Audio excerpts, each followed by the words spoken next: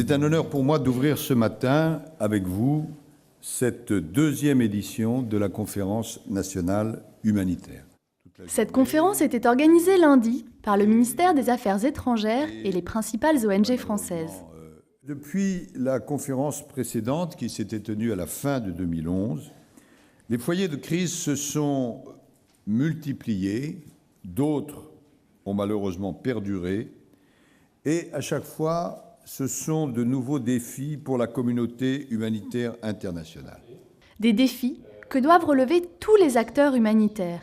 Il y a les interventions humanitaires faites par les acteurs non gouvernementaux et qu'il y a tout un domaine d'intervention internationale, juridique, que l'on connaît, qui appartient aux États.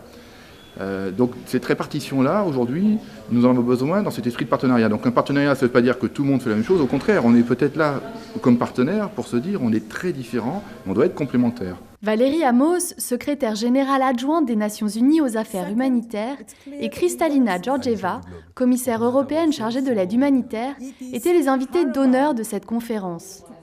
Organisée en 4 tables rondes, cette rencontre a mis l'accent sur ces mutations des interventions humanitaires, des situations d'urgence plus complexes, un univers humanitaire mondialisé et concurrentiel, une recomposition du paysage humanitaire.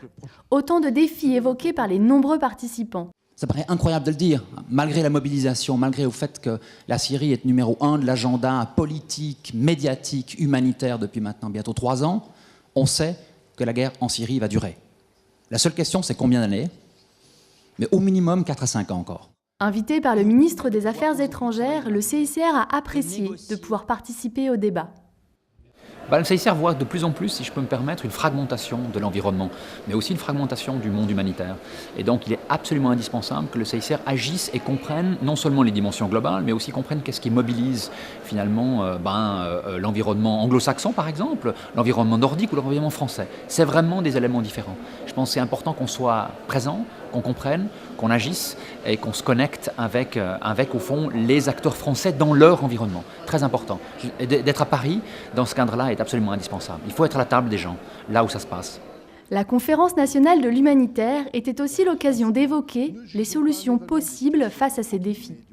It is absolutely crucial for us as humanitarian community, first to mobilize on the political side to protect international humanitarian law. And secondly, we ourselves also need to adapt it to this changing world, increase the degree of professionalism, interoperability of humanitarian organizations, capacity to anticipate crises, act swiftly, capacity to work with others, especially with the development community. I am still to go to a place where the ICRC delegates would not impress me with their profoundly sound knowledge of what is going on and their ability to deliver help to people. The very last was in Iraq, a crisis in Anbar province that is unfortunately under the radar screen of the world, although 370,000 people have been displaced in 3 months by sectarian violence. Who is there to help people? ICRC.